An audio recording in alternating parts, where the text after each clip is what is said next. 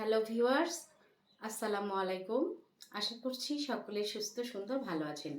আজকে ছোট্ট একটা বিষয় শেয়ার করবার জন্য আমি লাইভে এসেছি।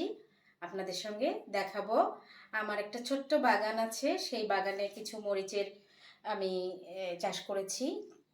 সেটা আপনাদের সঙ্গে শেয়ার করব। প্রথমে আমি দেখাবো আমার 3টা ক্যাপসিকাম আছে, তার মধ্যে একটা অলরেডি পেকেছে রেড কালার, যেটা অর্থাৎ লাল কালার। এটা হচ্ছে লাল ক্যাপসিকাম। এটা আমার গাছের লাগানো, 2 মাস আগে লাগানো গাছের, এত বড় হয়েছে দেখেন। এটা রেড কালারটা। আর সবুজ আছে, হলুদ আছে, ওগুলো এখনো ভালোভাবে হয়নি, হলে ওগুলো দেখাবো। তারপর একটা দেখাচ্ছি ব্যানানা মরিচ। এটা হচ্ছে কলা মরিচ বলে।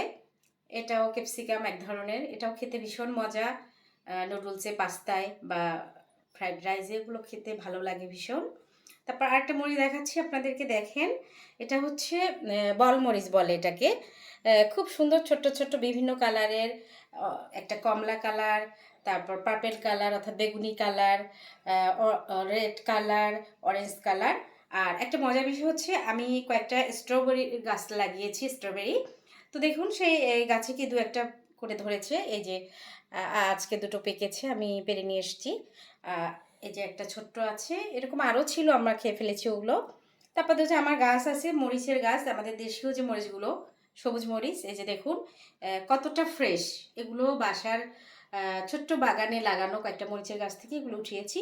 আর একটা দেখাচ্ছি আমার গাছের লেবু গাছ। লেবু গাছের দেখেন কি সুন্দর লেবু, টাটকা, কতটা সতেজ। ভিটামিন সি, এটা আপনারা সবাই জানেন, আমরাও জানি।